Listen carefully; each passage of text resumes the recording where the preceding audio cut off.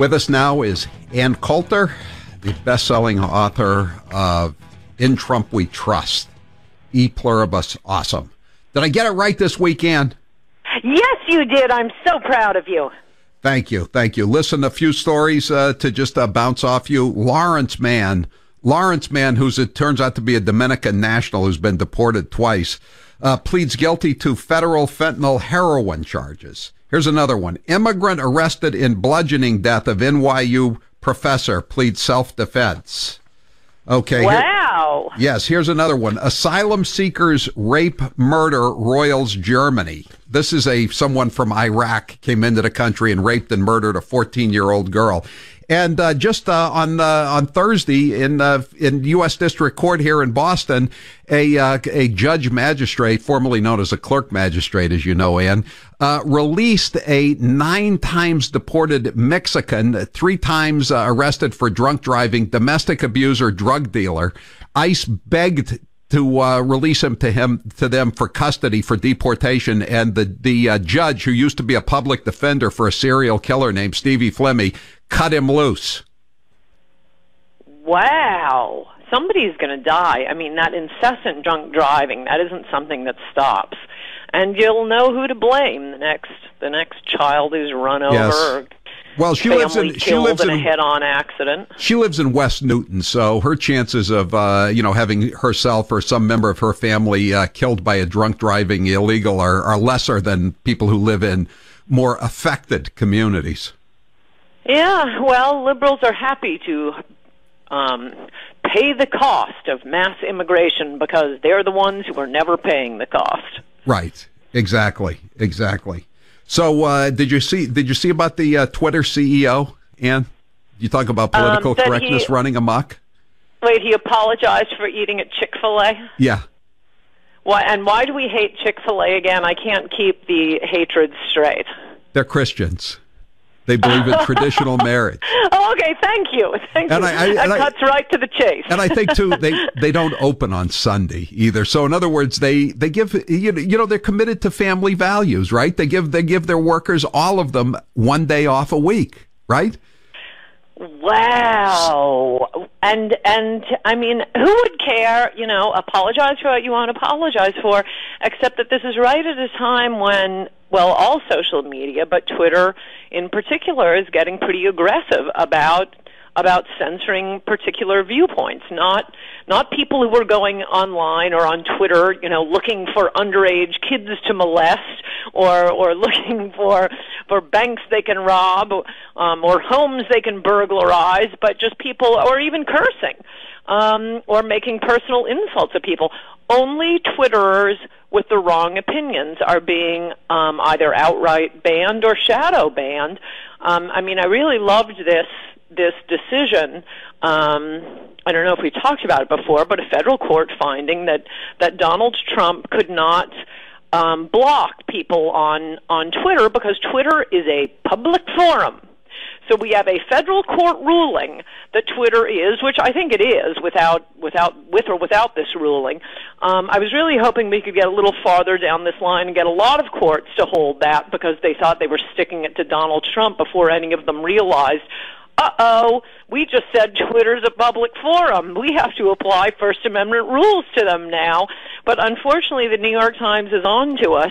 They didn't figure it out as quickly as I did, and probably a lot of people who were worried about being banned from social media. But they had an article last week saying, no, liberals, it's worth being banned by Trump. We can't get Twitter called a public forum because then they won't be able to ban conservatives. Well, here's the thing, Ann, though. Also this is a badge of honor by these people to be banned by Trump. You've seen these descriptions. You describe yourself on Twitter, and some of them say blocked by Donald Trump.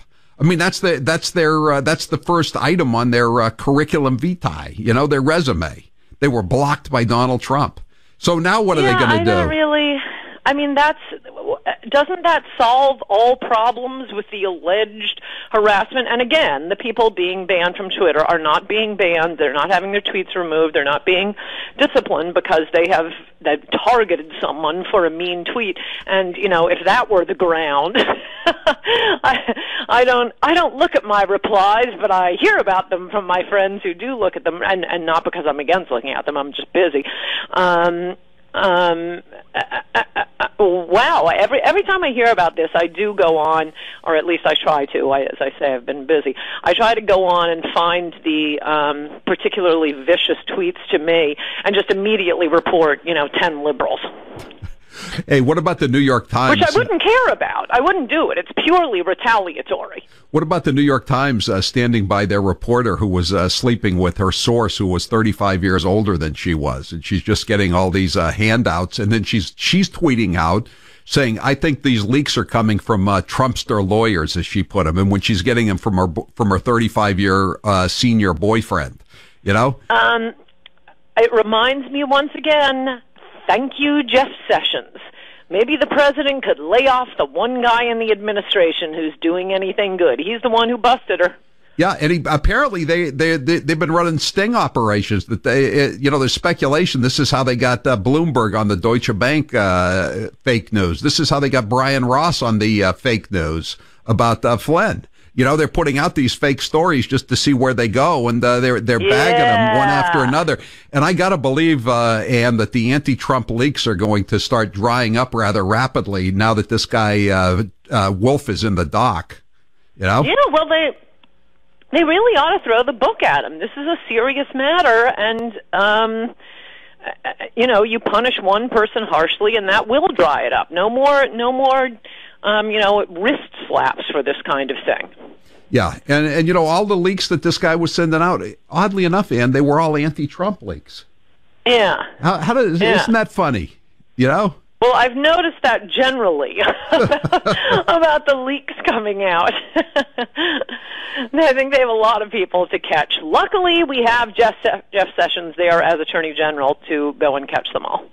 Are you interested in the North Korean summit, or are you just waiting for Not at all. Yeah, I'm glad. Be more bored. I'm glad to know that I'm not alone, and I can't wait for Thursday. I want to read the IG's report on the FBI and the Justice Department. Oh, now that I want to know about. No, it's very frustrating. I turned in my next book at 3 a.m. last night, and so I was really excited today. I could finally catch up on the news. I've totally withdrawn myself, and I turned on TV.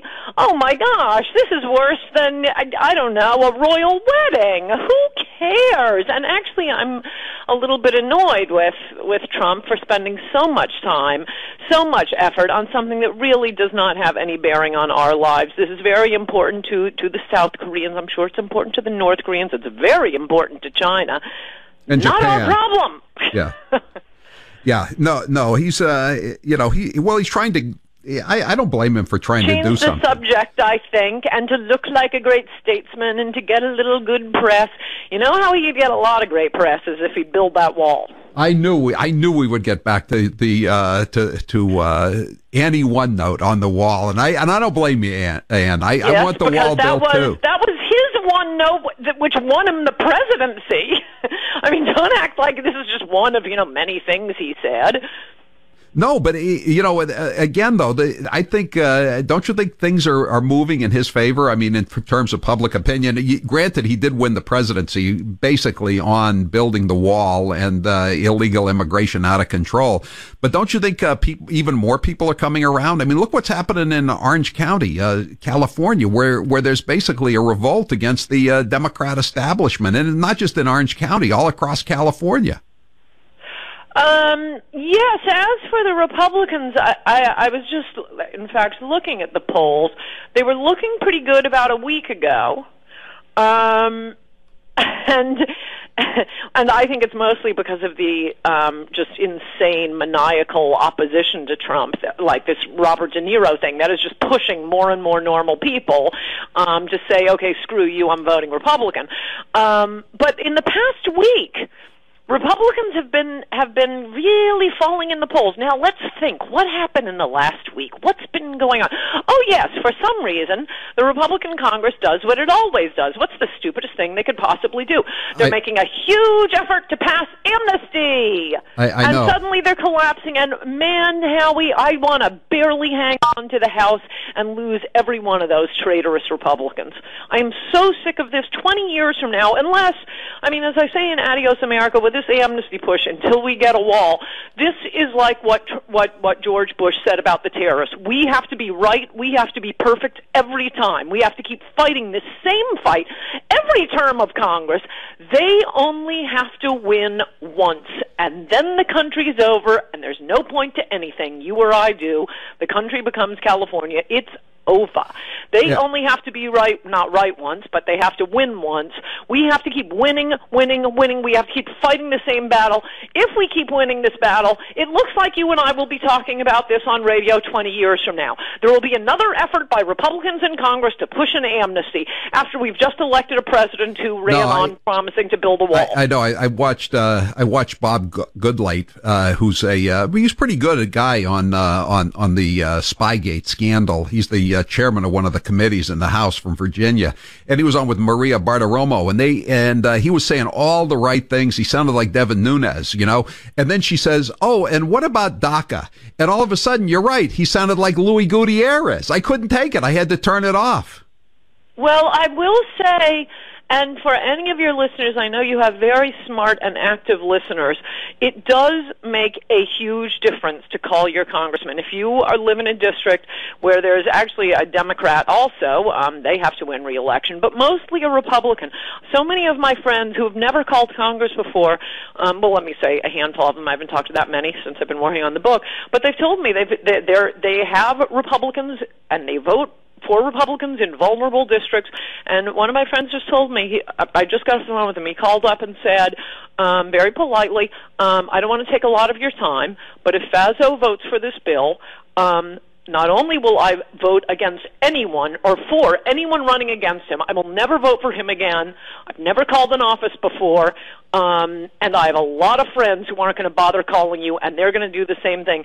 And they have caller ID. They know where you're calling from. They know if you're really from the district.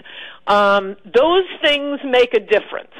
I don't understand, just from a tactical point of view, what Republicans think is the upside for legalizing I agree millions. with you. I keep wondering, do none of them have an aide who can come in and say, I know you've been looking at those polls by Frank Sherry on how immigration is hugely popular, but here's an alternative poll.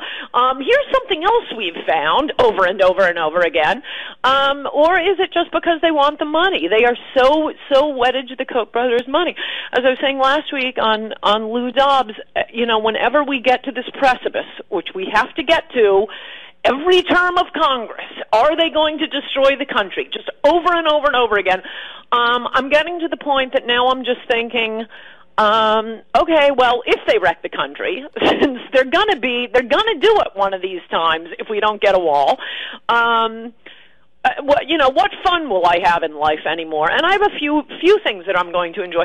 But one of them is watching, people like the Koch brothers and the Chamber of Commerce companies try to survive in a country that's run by Nancy Pelosi, right, and what's his name, Ellis from Minnesota. Keith You're Ellison. going to get the craziest woke social justice warriors. Good luck operating in that business environment, and I'm just going to sit back and say, ha, ha, ha. Well, bitter tears of laughter, Ann. Bitter tears. I'd prefer to save the country. All right. Ann Coulter, congratulations on finishing your book. We'll talk more about it next week or the week after when we get back with you. But thanks for being with us here on the Howie Carr Show. Good to talk to you, Howie. Bye-bye. We will make America great again.